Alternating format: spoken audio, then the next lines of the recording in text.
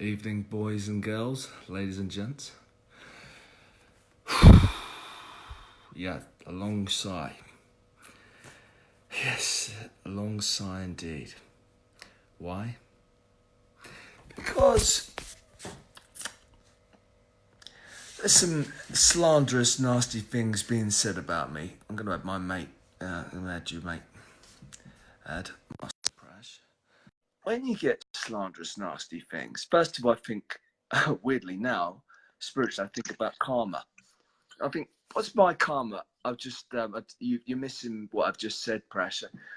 I had a long, deep sigh. Hello, everybody. A long, deep sigh because I've had some slanderous things said about me. I've had many slanderous things said about me in the past, and you can never be completely free of. Can you hear me, Prash? I can indeed. You're never. It doesn't matter how successful you are, how popular you are. Whatever's going on, you're always going to get your haters and your naysayers and challenges. And I think about karma, and I think, okay, that's sad. There's thing, especially when I think, well, I'm a good guy.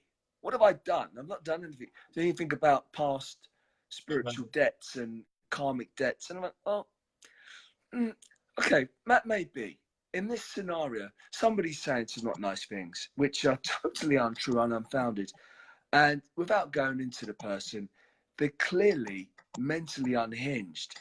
But when they're doing this on a public scale, you do get people who can side with the naysayers. And we look at the media. I know a lot about this.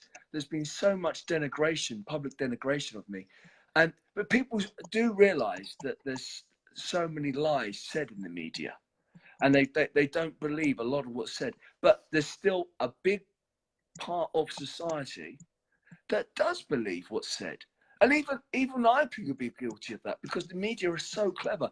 We're continually hypnotized by television, by radio, by billboards, by fashion.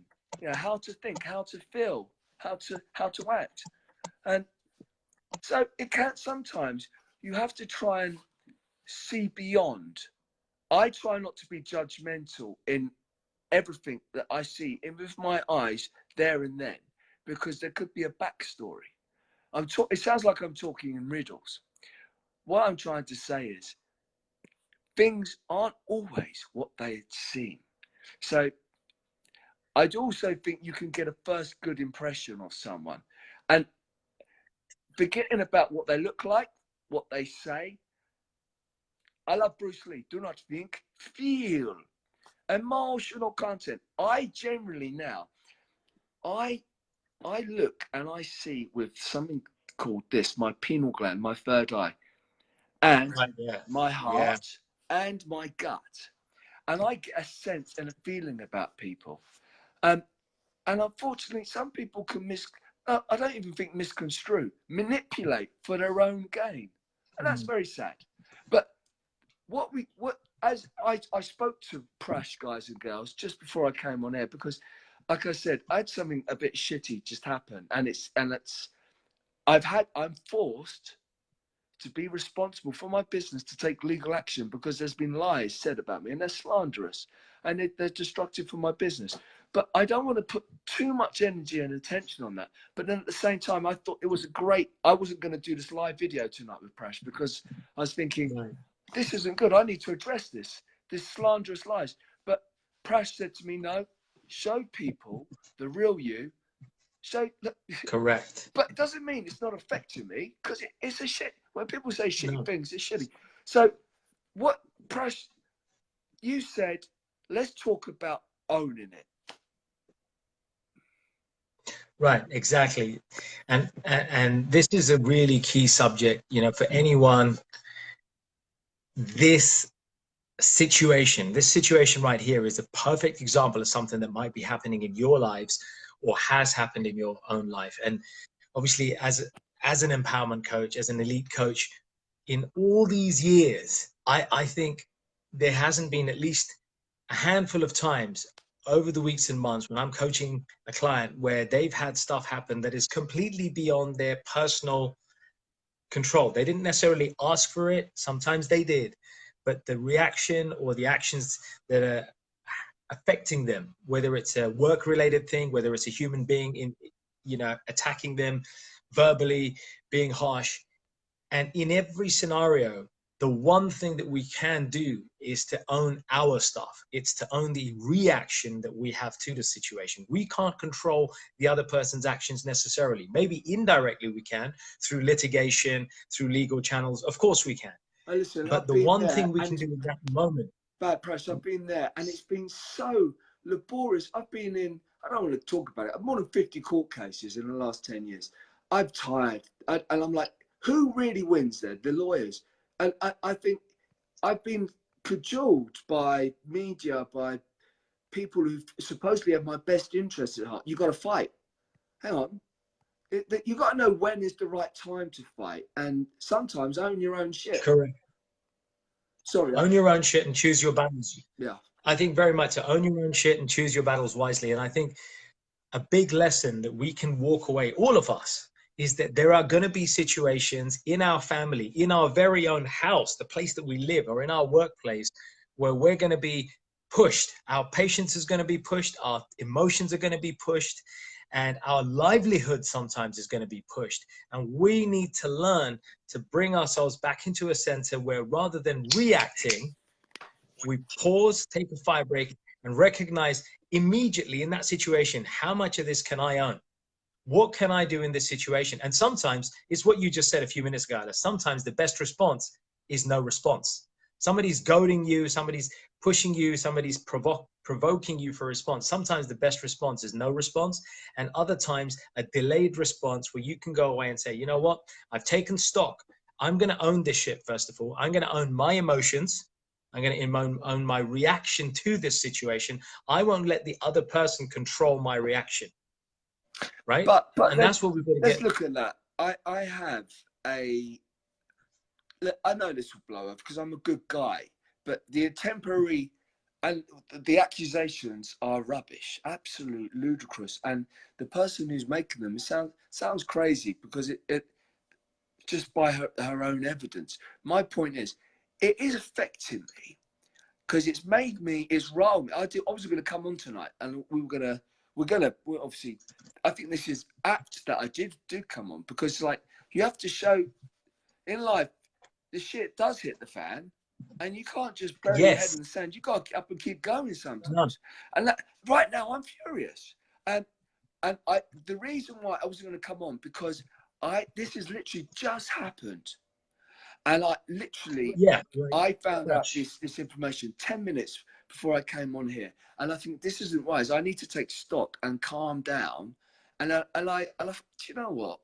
I'm okay with this. Ultimately, this isn't a big deal. I've had the most horrendous, this is in terms of the litigation and the most horrendous thing said about me. This is nothing. I can deal with this. It is still something though, because I'm perturbed, bothered. Yeah, you're feeling it. You're feeling that. So I feel like I need to take some action.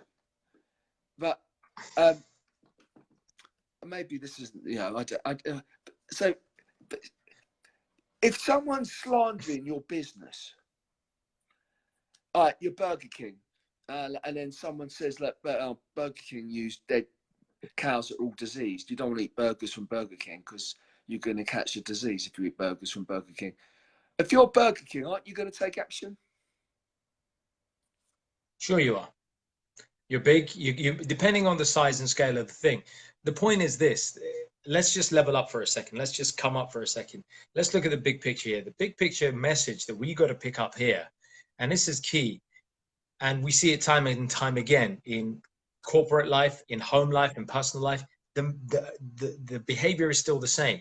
We need to pause, ascertain those things that we can handle, assess the size of that incident, right? The incident that's happened, whether it's slander, whether it's this, whether it's that. Is it a physical thing? Is it that? In other words, assess the incident that's happening upon you and then make a decision as to how you take it rather than reacting to it suddenly and emotionally. And as a fighter, you know this, right?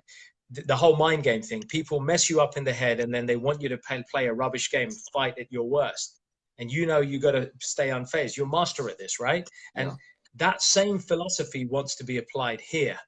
That's not to say we don't react. We're not becoming all Mahatma Gandhi and doing nothing. And I don't mean any disrespect to Mahatma Gandhi. I don't mean that we're going to take the passive route always, but sometimes the passive route is required and sometimes action is required. But in both scenarios, you want to be in control of your stuff. Own your shit first and then decide what can you or can't you do, Alex. I'm seeing a lot of people comment. Marcus Langford, my mate, is saying he had someone try to destroy him in his own business years ago. And I've got Nicola Gear. You sued him, babe. Now this is the thing. Suing, I can't do that, and I'm quite an expert on this subject.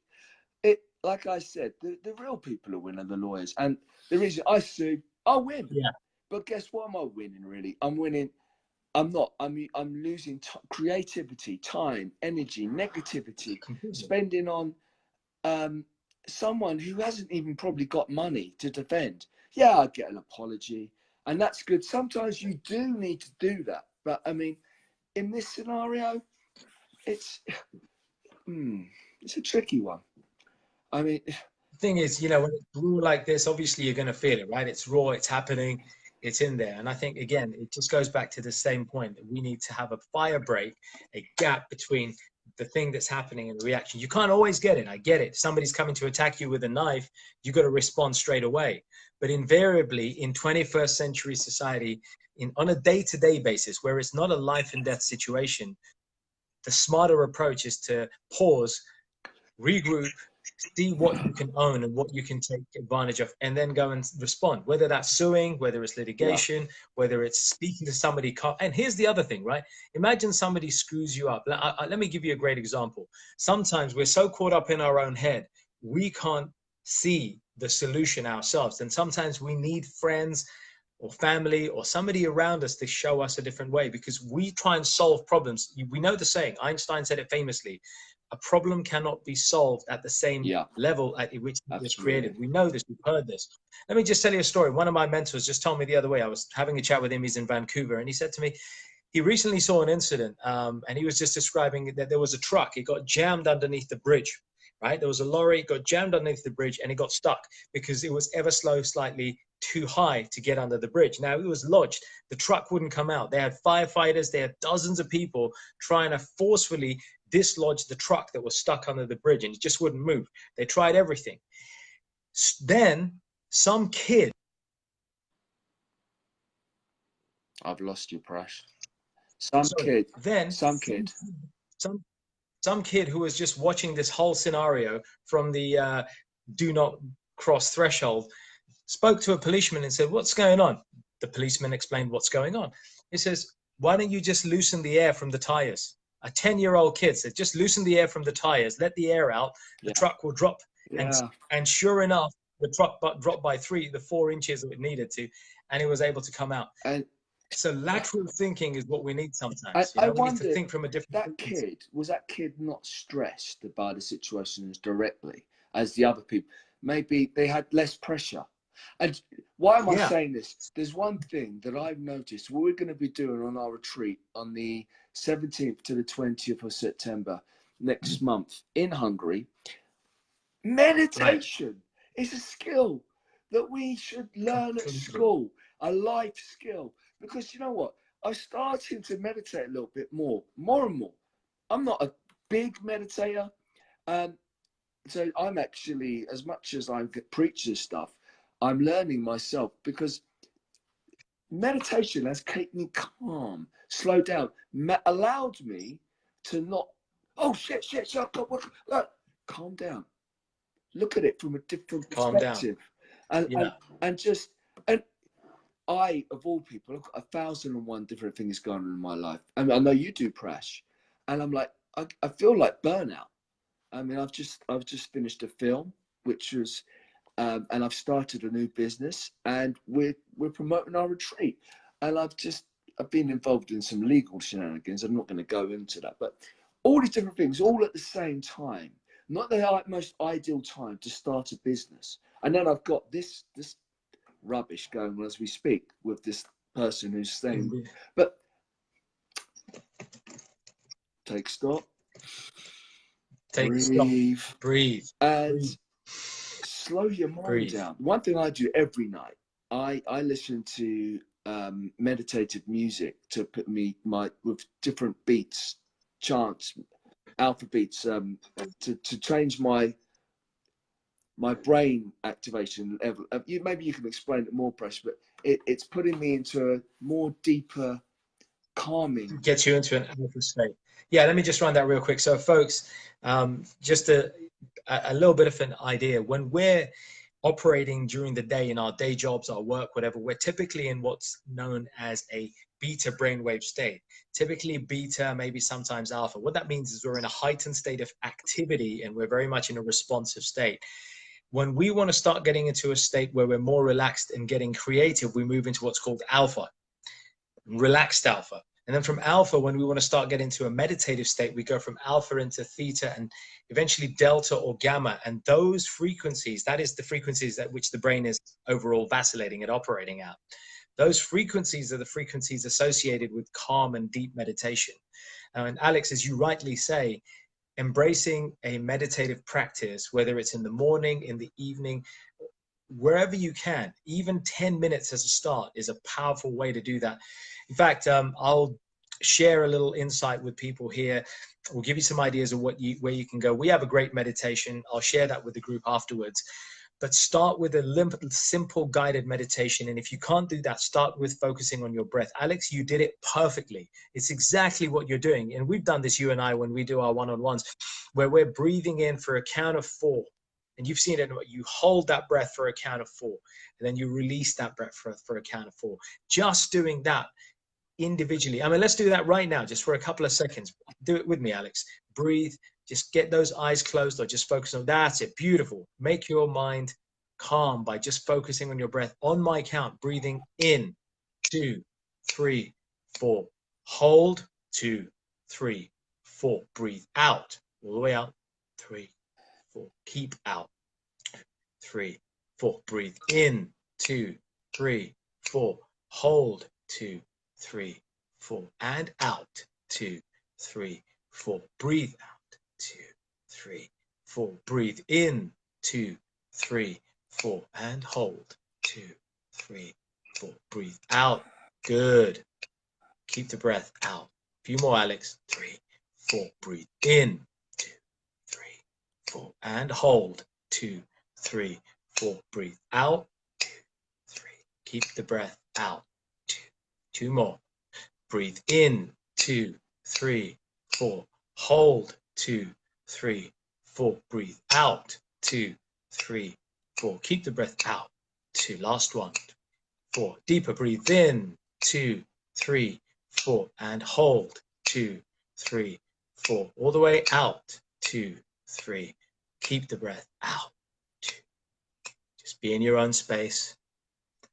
Bring your senses under your control. Recognize that you are the master of your senses. Recognize that all the world around you cannot harm you when you are in control of your mind and you're able to respond in a way, and that suffering is temporary. Feel a lot better. How's that feel? Yeah, I feel a lot better. Amazing.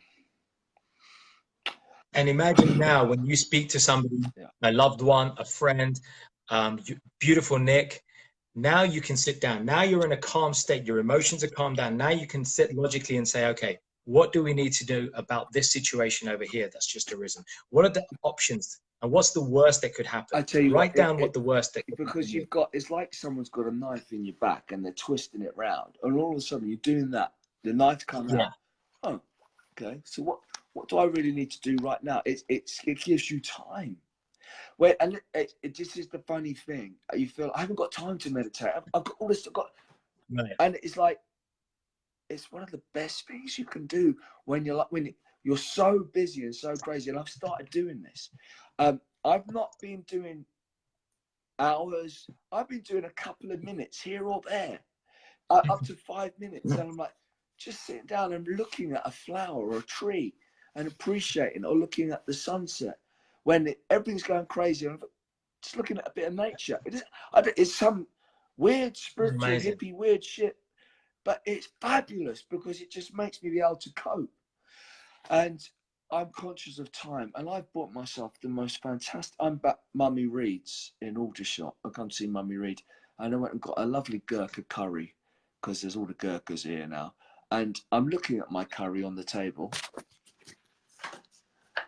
and I think I'm going to have to go, Master Prash, because as much as I love all of my lovely friends here, and I just want to say that I love my food, and on our retreat we have the most exquisite, avant-garde, free, glorious meals every day, set in the heart of Hungary, 30 minutes from Lake Balaton, which has some of the best lakes and beaches in Hungary, in Europe, where we're going to be having an excursion on our mind, body, and spirit rejuvenating, re-energizing retreat.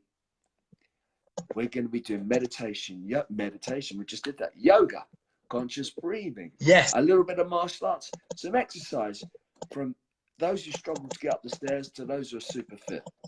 And you've got a real mix.